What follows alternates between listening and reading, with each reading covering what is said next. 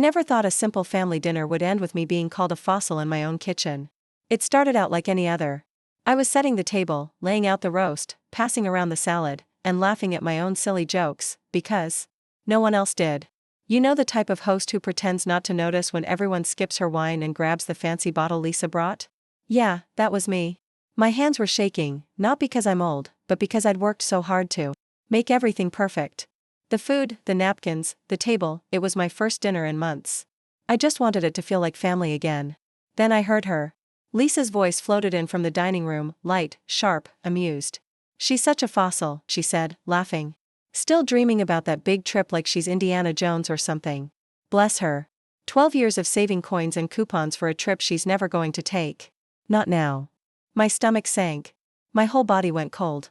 I stood there, frozen behind the wall, barely breathing. But that wasn't even the worst part. What broke me came next. "She's not going anywhere," Lisa said. "Greg and I used the money for the boutique. It's technically a shared account. She won't even notice. At least now the money's going to something useful." Then I heard it, Greg, my son, laughing. He laughed. I gripped the edge of the counter so hard my knuckles turned white. My heart was pounding in my ears. They didn't borrow the money. They didn't ask. They took it. And they were proud of it. In my house. While eating my food. At the table. My late husband built. Something in me snapped. But not in an angry way. I didn't yell or cry. I didn't say a word. I just walked in like nothing happened, carrying the tray of dinner rolls. I smiled like I didn't feel like a ghost at my own table. Like I hadn't just heard my entire retirement dream turned into a joke. Lisa looked at me, all smiles and fake sweetness, and said, "Marlene, this bread smells amazing." I smiled right back. "Thank you, dear," I said softly. I made it myself. But in that moment, something shifted. I started making a new kind of plan. I saw it all clearly for the first time. What I'd been to them. A wallet. A vault. A housekeeper with a bank account. Everything, this house, the savings, the trip I'd been planning for years, all mine. But they didn't love me. They loved what I could give them. So I placed the bread on the table, sat beside my son, and chatted about the weather. But inside, I was already adding things up. 12 years of living carefully. Dozens of travel books never opened. A woman they thought would always stay quiet. But they forgot something. Being quiet doesn't mean being weak. As Lisa reached past me for more of my wine, laughing with her perfect nails and perfect lipstick, I felt something new inside me. Not anger. Not sadness. Something stronger. I was done being the polite, easy one. They had no idea what kind of storm they'd just invited into their lives. That night, after they left, I sat alone in the living room, wrapped in an old shawl. Staring at the flickering streetlight outside like it was the last spark of something dying. Everything around me looked the same, but nothing felt the same. I'd been saving for 12 years. After my husband David died, people thought I'd fall apart. Maybe I did, a little. I wore his flannel shirts around the house like armor. I talked to him when no one else was listening. And I bought travel books, not because I thought I'd leave tomorrow, but because I needed something to hope for. Something to look forward to. First came the maps, folded and marked in red ink. Then the guidebooks. Then the postcards from friends, Paris, Peru, Kyoto, Barcelona. I taped them all to the fridge like a collage of places I dreamed of seeing. My fridge looked like someone else's freedom. I lived simply. Used coupons. Bought secondhand. Even reused my tea bags. When people asked why I still had the old flooring or the rusty car, I joked, "I'm saving up all my airline miles." But the truth was, I wasn't saving for miles. I was saving to find me again. Somewhere out there in the world. But somewhere. Along the way, after David died, after Greg got busy with work, after Lisa moved in with her big plans and big smiles, I stopped being a person to them. And now? I'm done pretending I don't see it. I used to have big dreams. Travel, freedom, maybe a little adventure. But somewhere along the way, I stopped chasing those dreams and became part of everyone else's plans. I turned into the full-time babysitter, the backup wallet, the emergency contact. Just, the mom who's always around. Greg was different. When he was younger. He was a sweet kid, protective. If anyone said something mean about me at school, he'd come home red-faced and angry, ready to defend me. When his father, David, died, Greg sobbed in my lap like he was still 10 years old. I thought that kind of love would always be there. And maybe it was, for a while. Until Lisa. Lisa had this way of making everything sound helpful, like she was doing me a favor. "Let me get the groceries, Marlene. You shouldn't have to pay for the plumber, Greg and I will handle it." At first, I appreciated the kindness. But soon, it changed. She started saying things like, "You don't really need 2 bedrooms, right?" Or, "It just makes sense to keep one shared account, it's safer for all of us." And I fell for it. Not because I believed her, but because I trusted him. That night, after they'd sat in my kitchen calling me a fossil and laughing about how they'd used my money for their dreams, I sat alone on the couch. Around me were all the travel books I'd collected over the years. Morocco was on top. Like always. I picked it up and flipped to my favorite page, the one with the golden sand dunes stretching all the way into the sky. The Sahara. That was supposed to be the first stop. A camel ride at sunrise, sleeping in a tent under the stars. The photo had smudges from how many times I'd touched it. I ran my finger over the dunes and suddenly, I could almost hear David's voice beside me. "You're not too old, Marlene. You're just not finished." That's when it really hit me. This wasn't just about money. This was about how they saw me, as someone who would never go anywhere, never do anything. A woman too old to matter. Just a convenient, quiet little bank account with a heartbeat. But they were wrong. I might move slower now. My knees ache. When it rains. But I'm not done. And I'm sure as hell not going to let them write the final chapter of my life using my own money and calling it love. The next morning, I went to the bank. I sat in the waiting room, staring at a fake little tree in the corner, wondering what it would feel like to finally take my life back. Greg had insisted on keeping our accounts joined, just in case. Every time I asked about online banking or monthly statements, he or Lisa would smile and say, "Don't worry, Mom. We've got it under control." Once upon a time, that phrase comforted me. I used to hear it from little Greg, standing at the top of the stairs, holding a flashlight while David fixed the furnace. "I've got it under control, Dad." His hands would shake, but he meant it. That boy, he had courage. I don't know when that boy disappeared and got replaced by a man who let his wife treat me like a burden. Who stood by while she emptied my savings and laughed about it like I wouldn't notice. At the bank, the woman behind the glass gave me a polite smile. "Is there something I can help you with, Mrs. Donoghue?" I cleared my throat. "Yes. I'd like to see the transaction history for my joint account ending in 2743. She typed for a second, then stopped. "I'm sorry, it looks like your access has been changed. Only Greg Donoghue and Lisa Donoghue are authorized online users." A chill ran down my back. "I'm the account holder. It was opened in my name." She nodded gently. "Yes, but it looks like they were made primary users. You'd need their permission to make changes or view the full history." My mouth went dry. "I didn't set it up that way." "It might have been changed during your last joint appointment," she offered, still smiling that polite, robotic smile. I remembered that day. About a year ago. Greg had said, "It's just paperwork, Mom. Let me handle it." I signed where he told me to, without asking questions. I left the bank without saying another word. My purse felt heavier than usual, like I was carrying every mistake I'd ever made. On the bus ride home, I gripped the metal bar, jaw clenched. Lisa's voice kept ringing in my ears, "She won't even notice." But I did. I noticed everything. I noticed how Greg stopped calling after they got married. How holidays turned into maybe next year. I noticed how Lisa would volunteer to run errands, always using my debit card, and come back with shopping bags from stores I'd never even stepped foot in. I noticed how Greg started speaking for both of them, how my questions got brushed aside with "Lisa thinks," or "we decided." They called it protecting me. I call it disappearing me. And as I sat there, feeling the bus lurch down the street, one thought burned hotter than anything else. What kind of man lets this happen to his own mother? Because I didn't raise him to be this way. I raised him to know better.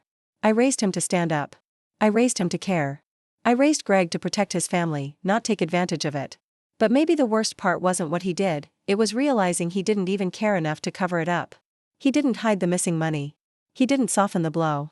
He sat across from me at the dinner table, laughing with Lisa about how clever they were, joking about draining my life savings, like I was some clueless old lady. Maybe that's who I became in his eyes. But not in mine. By the time I stepped off that bus, I knew one thing for sure, I wasn't going to let them keep pretending I didn't matter. I was done being handled. From now on, I was taking charge. The coffee shop smelled like burnt espresso and old books. I liked it. It didn't try too hard. No one asked if you wanted oat milk or fancy foam, just milk or nothing. My kind of place. Darren sat across from me, wearing a faded shirt and that same crooked smile he had back in high school. His face had aged, sure, but the kindness in his eyes was still there, the same look he gave me at prom when we danced too long and didn't say anything about it. We hadn't talked in over 10 years. I only remembered he worked in finance because his name popped into my head 2 nights ago, through the fog of everything. Darren was quiet, never flashy, someone you could trust. I really appreciate this, I told him, wrapping my hands around the warm mug. I know it's not normal, me asking this. He raised an eyebrow. Marlene, you're the reason. I passed trig senior year. You want me to look at a few bank statements? I'm in. I handed him the folder I'd been slowly putting together. There were printed statements from the ATM, a few pieces of mail, and screenshots Lisa had stupidly left open on my computer. I'd only started digging 2 days ago. Pretending I forgot how to log into my email earned me a few pitying smiles, and zero suspicion. They really thought I was losing it. Darren flipped through the papers. His smile faded with every page. Jesus, he muttered. I nodded. Told you. This isn't a mistake, he said. This is a pattern. Look, this withdrawal, and this one. He pointed to 2 spots I had circled. They were both run through a card reader in Greg's name. And these transfers? They went straight into Lisa's boutique account. He looked up, eyebrows raised. You've been funding their business. I stared down at the scratched table. Without being asked. Without being told. He let out a long whistle. You know this counts as elder financial abuse, right? I looked up, sharply. I'm not ready to report it. Not yet. I just needed to know I wasn't crazy. That I wasn't making it all up in my head. You're not crazy, he said gently, sitting back. You've got more of a paper trail than half the fraud cases I deal with. I gave a bitter little laugh. Guess I missed my calling. He slid the folder back to me. Want help taking it further? I shook my head. Not yet. They still think I don't know. That's my edge. He nodded slowly. Okay. But if you need anything, call me. Outside, the wind had picked up. I pulled my coat tight and walked home slowly, hugging that folder to my chest like armor. For the first time in a long while, I didn't feel small. I didn't feel lost. I felt angry. Clear. Focused. Like a scalpel. They hadn't just taken my money, they'd taken my name off my own account. They gaslit me, made me feel like I was forgetful, dramatic, a burden. They played every insecurity women my age carry. You're not tech savvy. You're lucky we help. You're too old to handle this alone. But they were wrong. Now, I had proof. I had a witness. And most of all, I had time. Patience. They wanted to see me as harmless? Fine. Let them. They wouldn't even see me coming until it was too late. I started keeping a notebook. Just a plain black one I found in David's old desk, the one he used to track oil changes and tire rotations. I used it to track betrayal. Every time Lisa bragged about her latest brand launch, or Greg complained about suppliers needing full payment up front, I wrote it down, date, time, exact words. I started leaving my phone on the table, screen down, quietly recording voice memos as they joked, bickered, and casually revealed more than they should. They never noticed. Why would they? To them, I was just Marlene. Sweet old Marlene. The one who made too much potato salad. Who didn't understand hashtags. Who sat in her armchair and smiled like she didn't hear the conversations happening 2 feet away. One evening, Lisa came over wearing a deep green velvet blazer, definitely designer. She poured herself a glass of the wine I paid for and sank into the sofa like she owned the place. Lisa walked in like a queen and dropped her latest brag right onto my dining table, like it was some kind of gift. I convinced Greg to order the new office couch from that fancy Italian brand, she said, grinning. Real leather, super sleek. You should have seen it, Marlene, looks like something out of a magazine. Cost a fortune, but hey, you have to spend big to attract big, right? My stomach twisted. I smiled and said, that's lovely, dear. How's business going? Lisa just laughed and flipped her hair. We're still riding that cash injection you gave us. Best unintentional investor ever. She said, like it was nothing. Unintentional investor. She said it like a joke, like I had accidentally funded their dreams. Greg was no better. A week later, he casually mentioned they'd redone the company's website. When I asked how they managed to pay for it, he shrugged and said, oh, we just used the emergency fund, you know, your emergency fund. But it looks amazing now.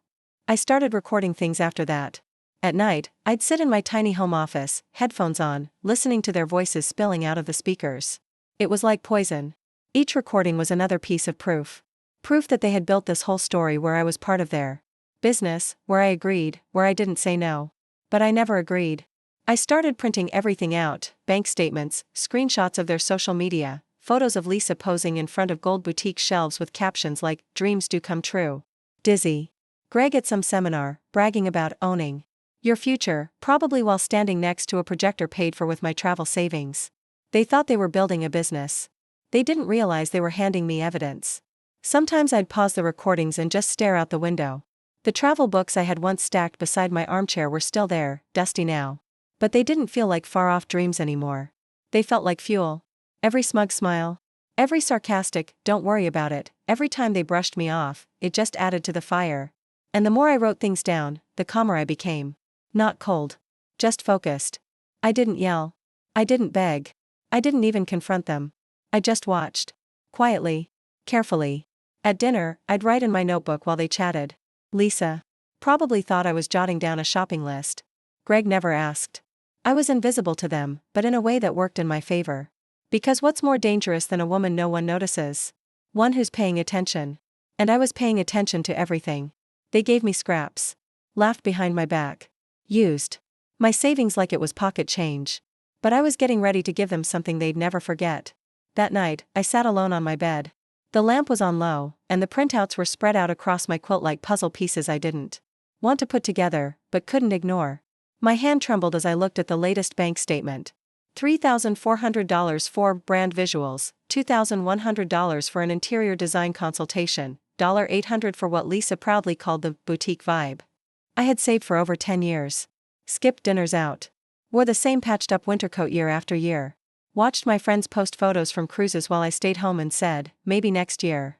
And now my dreams, the ones I'd worked so hard for, were hanging on the walls of Lisa's picture-perfect shop, passed off as business expenses. My chest tightened. I got up and cracked the window open. The cold air stung my skin, and I welcomed it. It reminded me I was still here. Still myself. Then I heard his voice in my head, not Greg's. David's.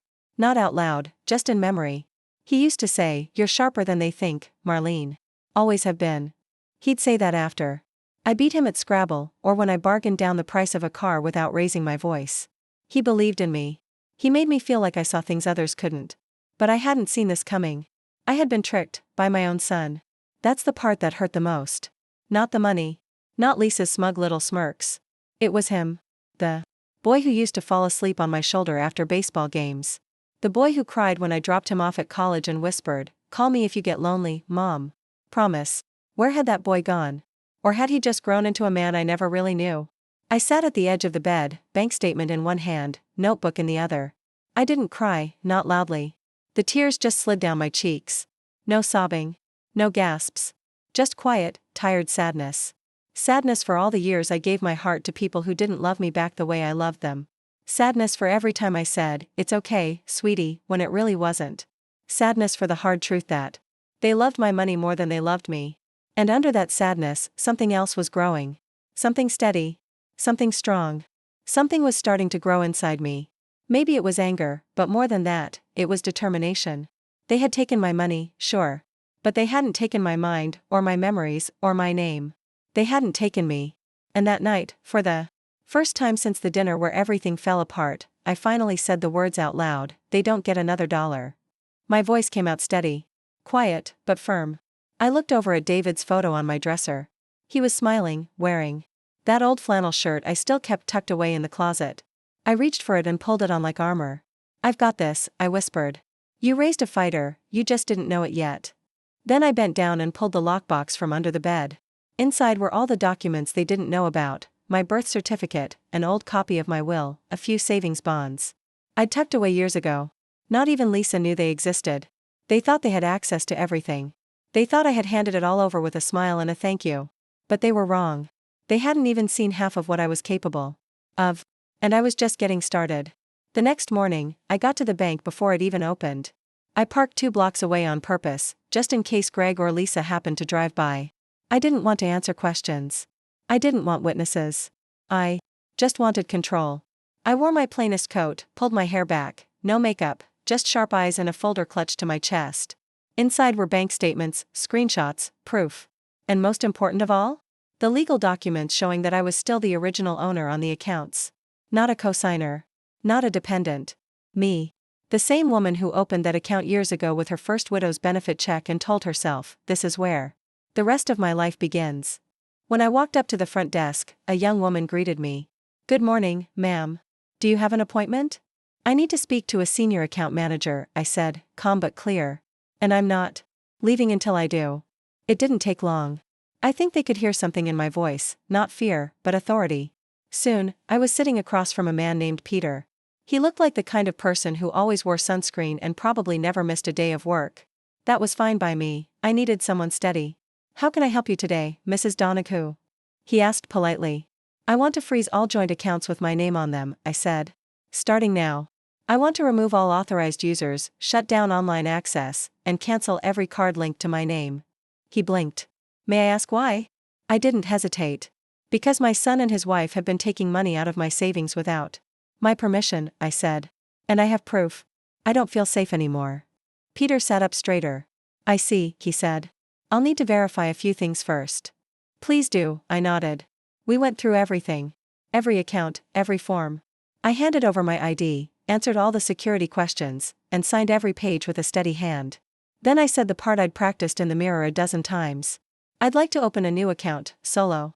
Under my maiden name, Marlene Ackerman. I'll be moving part of my money there today." Peter paused. "You know this could cause some conflict." "I'm aware," I said, keeping my voice cool. "But the conflict already started. I'm just choosing to stop paying for it." He gave a slow nod, almost respectful. "I'll make it happen." And he did. 20 minutes later, I walked out of that bank lighter. Not richer, but cleaner. Like someone had finally wiped the mud off my name. I didn't text Greg. I didn't call Lisa. They'd find out soon enough, probably the next time they tried to use one of my cards or log into an account they no longer had access to. Let them panic. Let them wonder. Let them sit in the same silence they'd left me in for years. When I got home, I locked the new documents in my safe. Changed the locks on the drawer they used to snoop in. Made myself a hot, strong cup of tea. The sky outside was gray, the wind had picked up. But I wasn't scared. Because that morning, I finally did something they never expected from me. I stopped asking for permission and started protecting what was mine. The payment to our supplier bounced, Lisa snapped. "Do you know how embarrassing that was?" I looked at her, calm and steady. "No," I said, "I don't imagine I do." Greg threw his keys on the side table like he owned the place. "We couldn't even pay rent for the pop-up shop," he said, his voice getting louder. It bounced. I set the towel down and tilted my head. "That must be hard." Lisa scoffed. "Don't play innocent, Marlene. You froze the accounts." I looked her straight in the eye. "Yes," I said, "I did." Greg stepped forward, his tone softer now, the voice he used when he still thought charm might work. "Mom, you could have warned us. Given us time to move money around. Make a plan." "You mean hide it?" I asked, letting the words land sharp and clear. He clamped his mouth shut. Lisa's voice turned sharp. "We're your family. You don't just cut off family without even talking about it." I gave a little smile, but there was no kindness in it. "Lisa, I made a roast dinner in this house. I set the table. Sat there with you while you laughed over wine about taking my money. Don't talk to me about conversations." She froze. Like she had just realized I'd been sitting there that night, like I was never supposed to hear her. Greg jumped back in. "You don't understand, we were trying to build something. Something for the whole family." "Oh?" I said, raising an eyebrow. "Were you going to take me along to your fancy business retreats? Let me sleep under the desk in your leather-wrapped brand studio?" "Mom, no," I said, cutting him off. "We're not doing that, Greg. No guilt trips. No soft voices. I'm not stupid, and I'm not someone you get to manage." Lisa crossed her arms. "This isn't just about money." "You're right," I said, nodding. Slowly. "It's about respect. And I've finally realized, if you don't have any for me, then I don't owe you comfort." Everything got quiet. Greg just stared at me, like he was seeing me clearly for the first time. Lisa tried one more time, her voice sharp and angry. "So you'd really let us fail instead of helping your own son?" I stepped forward, still holding the towels. Calm. Solid. "If you're grown up enough to steal from me, you're grown up enough to budget." Greg opened his mouth, then shut it again. I watched as his face changed, his shoulders dropped just a bit. "You always said you'd help me if I was in trouble," he muttered. "And I always said I'd stand by you as long as you didn't lie to me," I said gently. "You broke that." Lisa broke that. "I won't pay for dishonesty." Lisa rolled her eyes. "This is pathetic." "No," I said quietly, "what was pathetic was me sitting there in silence while you drained my savings, thinking that love meant handing over pieces of myself." She hissed, "We'll sue." I shrugged. "Go ahead. The bank has the records. The transactions are in your names. You'd be suing your own footprints." That shut her up. They left eventually. Greg tugged Lisa out the door while she kept muttering about lawyers and reputations. The door slammed harder than before. But this time, I didn't cry. I didn't shake. I folded the last towel, placed it neatly in the drawer, and made myself a cup of tea. The house was quiet again, not peaceful, but still. I sat on the couch, laptop glowing in the dark, fingers resting above the keyboard. For a second, I paused, not because I was scared, but because I was grieving. Nobody tells you that when you finally draw a line in the sand, sometimes the people left behind on the other side are your own kids. Or the version of yourself who used to believe they'd never hurt you. But I hit compose anyway. Subject, financial abuse documentation, Marlene Donahue. I attached everything: bank statements, voice recordings, screenshots, proof of boutique purchases pulled right from my account. I typed a short, clear message to my lawyer, Ruthie, the one who once told me, "You're sharp, Marlene. Don't let anyone tell you otherwise." I was finally believing her. My hands didn't shake. Not even a little. I'd spent too many years second-guessing myself, biting my tongue, blaming myself for being too trusting. But now I knew better. I clicked send. And just like that, it was gone. No takebacks. I leaned back into the cushions and let the weight roll off me like the final breath after holding it underwater for too long. I wasn't out of the storm yet. But at least now, I was steering my own ship. I didn't hide from what was happening. I faced it. That night, the doorbell didn't ring. There was no apology, no knock, just the quiet truth that, somewhere across town, they were finally realizing I'd shut the door for good. This wasn't a timeout. This was permanent. I could almost picture Lisa pacing around, complaining about how ungrateful parents are, while Greg sat stiffly on their fancy couch, scrolling through his phone, trying to log into bank accounts that were now completely out of his reach. Good. Let them sit in that silence. Let them feel what it's like when the vault door slams shut, and it's not opening again. I closed my laptop and walked into the kitchen. The clock said 10:04 a.m., but I wasn't tired. I just stood there, staring at the kettle, same one I bought on clearance the year David passed. Still worked. Still whistled. I put it on the stove and waited. I'd spent so much of my life waiting, for change, for people to do better, for the pain to pass. But this time felt different. I wasn't waiting out of fear or helplessness. I was ready. When the kettle started to whistle, I didn't rush to turn it off. I just stood there, listening to the rising sound.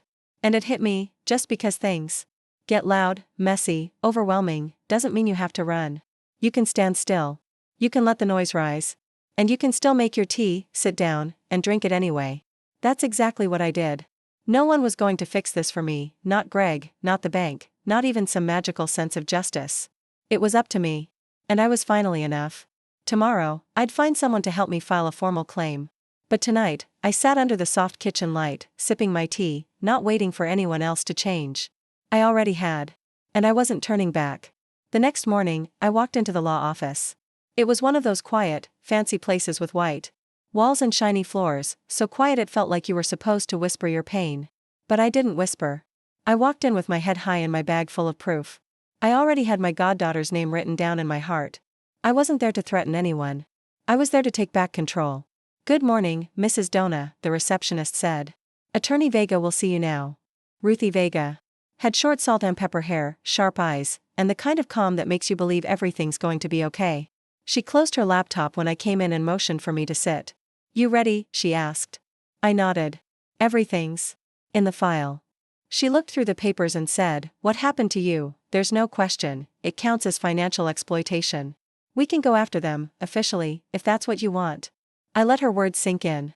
It would have felt good, honestly, to drag Lisa's name through the courtroom. Maybe even Greg's too. But deep down, I didn't want to go there, not yet. Unless they really pushed me. What I needed more than revenge was protection. So I handed her another envelope, the one with my updated healthcare and financial forms. "I want to make these changes right away," I said. She looked them over and raised her eyebrow. "You're removing your son as your medical and financial decision-maker. Replacing him with," she leaned in, "Jordan L. Diaz." "My goddaughter," I said. "She's smart, steady, and won't be guilt-tripped. If I'm ever lying in a bed with no brain activity, she won't hesitate to do what's right." Ruthie chuckled. "Smart woman." "I want it airtight," I told her. "If I die or get sick, I don't want Lisa anywhere near my bank, my house, or even my urn." "Understood," Ruthie said. "I'll also add a clause so if there's even a whiff of manipulation, Jordan can shut it down immediately." "That's standard." "Good," I said. "And one more thing, I'd like to record something." "A will?" she asked. "No," I said, "a message. Just in case something happens before I leave on my trip. I don't want them getting tears." I want them getting the truth. She nodded and turned on a small camera. The red light blinked. On. I didn't hesitate. My name is Marlene Dona. If you're watching this, I'm either gone, or I've finally stopped pretending. Greg. Lisa. If you're shocked by my choices, let me be clear, you earned this. You weren't just careless with my money. You were careless with my trust. My voice was calm and steady. You taught me something: love without respect is just manipulation. And being alone? It's not a punishment. It's peace. Real peace. After all the noise is gone. I smiled, not for them. For me. For the first time in forever, I chose me. And I'm not sorry I didn't regret it, not for a second. I looked straight into the camera, my eyes sharp and sure. I might not be there in person to say these things, but believe me, I'd finally found my voice. And I gave it to someone who actually deserved it. Click. Recording saved. Ruthie leaned back in her chair, clearly impressed. I've had CEOs come in here less prepared than you, she said with a smile. I stood up, gathering my papers. I spent my whole life taking care of people who acted like they owned me, I told her. They don't. Not anymore. As I walked out, the sun hit the glass door just right, and I caught my reflection. Same face. Same wrinkles. Same hands that raised a child, buried a husband, and scrubbed floors for decades. But now those hands held something new: strength. They weren't shaking anymore. They called it an intervention. Lisa even had the nerve to send an email titled "Let's Heal This Rift," a family gathering, like it was some peaceful retreat, not the trap it clearly was. But I showed up anyway. I wore my nicest sweater, brushed my hair, and put on the bold red lipstick David used to call blood red and unapologetic. I brought a folder. The dining room was packed, not just Lisa and Greg, but cousins, uncles. Even Aunt Cheryl, who hadn't said 2 words to me since David's funeral. Now she suddenly wanted to help. Greg opened with a fake smile. Mom, we're glad you're here. Lisa sat beside him, nodding like she was giving a talk on healing. We all just want to understand what's going on. Maybe we can get back to a better place. I sat down calmly. The room smelled like tension and pot roast. You called the meeting, Lisa, I said. Go ahead. Let's hear it. She cleared her throat like she was on stage. We've all been really worried about the decisions you've been making lately. Cutting off the accounts, avoiding everyone, doing things that feel, well, punitive. Punitive. That's the word she used for me finally taking my life back. Greg chimed in. We just want to help, but we need to know what pushed you to this. I reached into my bag and pulled out the folder, thick, organized, marked with red tabs. I placed it in front of them. This, I said. Every bank transaction from the last 18 months. Every withdrawal from my account, used for Lisa's boutique furniture, Greg's online ads, Lisa's business seminar in San Diego. Remember that one? Greg's face went pale. Lisa's mouth opened, then shut. And just to make it clear, I said, flipping to the last page, I added the total. $47,325. That's how much was taken from me. There was a sharp gasp. Someone dropped a fork. I leaned in, my voice low but firm. This isn't a misunderstanding. This is theft. It's emotional abuse dressed up in family dinners and fake reassurances. Lisa shot up from her seat. This is outrageous. You're twisting everything. That money was always shared. No, I said, locking eyes with her. It was mine. Joint account or not. That was my paycheck, my savings, my sacrifice. And you two spent it like it was a gift card. Greg finally spoke up. You could have just talked to us. I did, I cut in. Every time I asked about a charge, every time I mentioned checking the balance, every time I said no, you ignored me. And you did it anyway. The room went quiet. Then I stood up. You don't need to understand, I told them. You just need to accept. No more access. No more guilt trips. No more pretending I'm the problem for setting boundaries you made necessary. Lisa hissed, you'll regret this. I picked up the folder, slid it back into my bag, and gave her a small smile. No, Lisa. I think you will. And then I walked out. Past their stunned faces. Past the relatives who suddenly couldn't make eye contact. Nobody followed. They didn't expect me to come with proof. With calm. With power. They expected some tearful old woman. What they got was a reckoning. Outside, the air was cold. But I didn't cry. I didn't shake. I just breathed. And for the first time in a long, long time, I felt clean. Of course. They waited until I got to the porch. I was halfway to my car, keys in hand, when I heard Lisa's heels clicking behind me, like gunshots on the pavement. Greg followed quietly, looking like he'd swallowed something bitter. Marlene. Lisa snapped, so that's it? You're really walking away over money? I turned to face her. The wind was strong. It carried her expensive perfume and her lies right to my doorstep. "No, Lisa," I said. I walked away over disrespect. "The money just showed me who you really are." She scoffed. "You're seriously choosing money over family?" I laughed. "Once sharp and humorless," I said, meeting her eyes.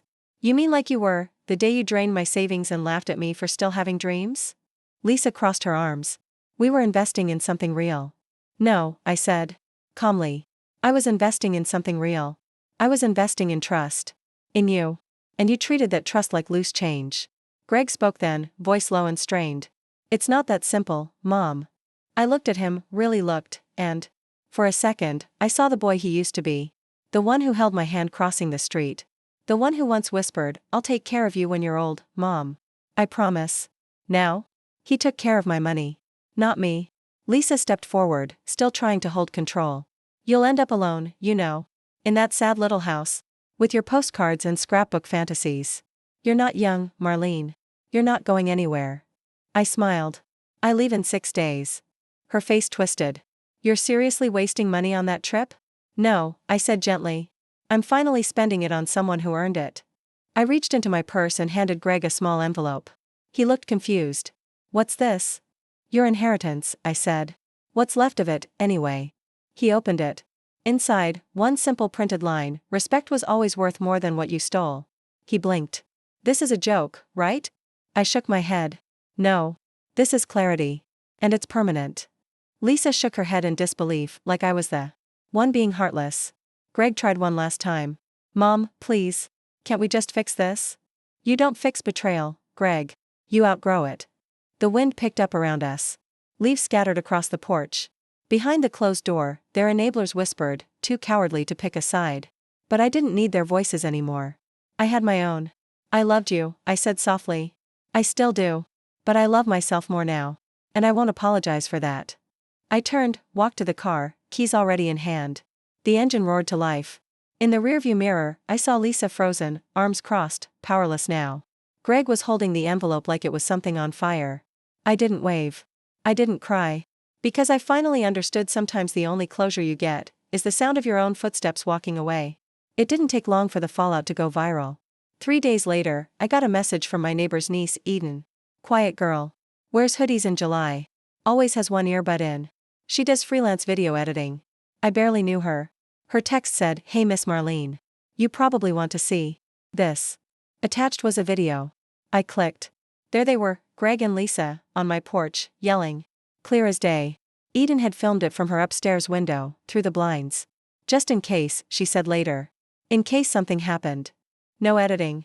No filters. Just Lisa's voice echoing loud, "You're seriously choosing money over family?" And my answer, calm and cutting, slicing through the wind, "You chose money the day you stole mine." Then Greg, stunned, holding the envelope. Lisa cursing under her breath. And me, walking to my car, back straight, never once looking back. The clip hit a local Facebook group, "When you try to bully grandma but she comes with receipts." 2,000 shares in 12 hours. By the end of the week, Lisa had to shut off comments on her boutique page. Clients demanded refunds. One woman said she recognized a lamp Lisa had bragged about, it matched a purchase on the receipts I'd shown Greg. Another woman filed a small claims suit. One commenter called me ethically brave. Another sent me a message, "I showed your video to my daughter. Told her, this is who I want to be when I finally say enough." I hadn't asked for fame. I didn't want revenge. But it found them anyway.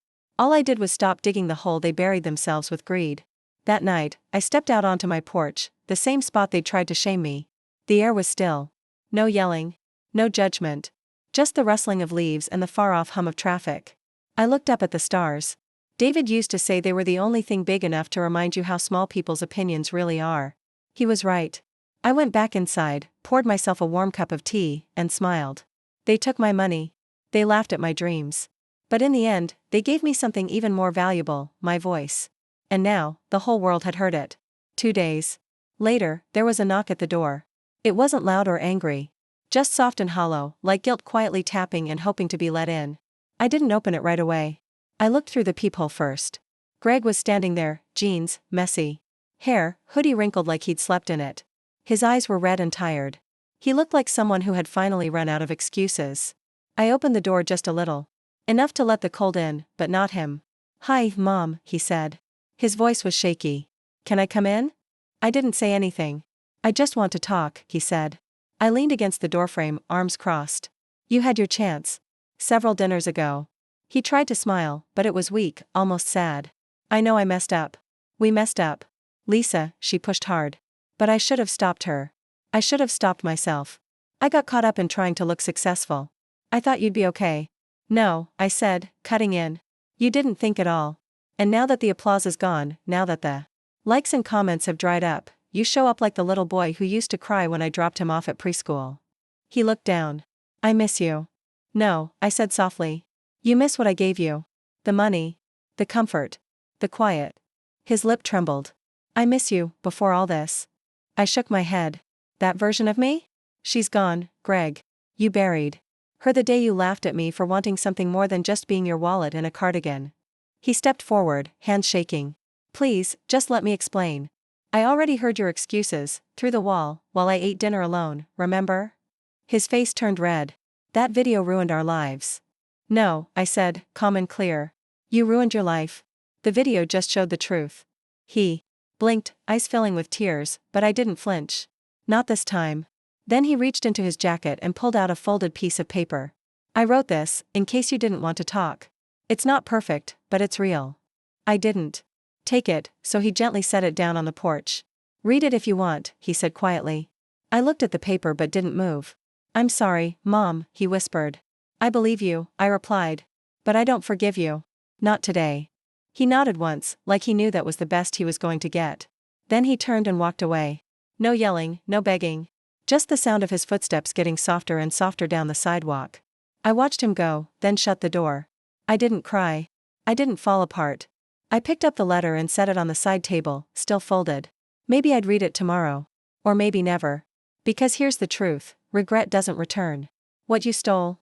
An apology doesn't bring back the dreams you emptied out, little by little.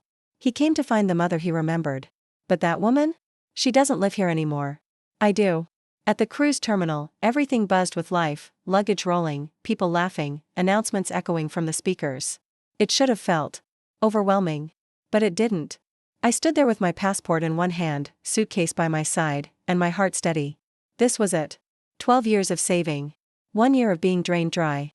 And 3 months of fighting to take back every bit of my dignity. I wasn't running away. I was finally arriving. "Passenger name?" the clerk asked. "Marlene Ackerman," I said, using my maiden name without even blinking. "Solo traveler?" I nodded. She smiled, handed me my boarding pass, and waved me toward the ship. It was huge, white and bright like a promise kept. I walked up the ramp slowly, feeling the gentle sway of the sea even before I stepped on board. No band. No balloons. Just me, walking on my own terms. The cabin was small, but beautiful. It had a big window looking out at the ocean, just like I'd picked. A towel shaped like a swan waited on the bed. A welcome letter was there too, addressed to Ms. Ackerman. No Mom, no Mrs., no title tied to anyone else. I unpacked slowly. Hung up the 3 dresses I'd bought secondhand but had tailored just right, they fit like armor.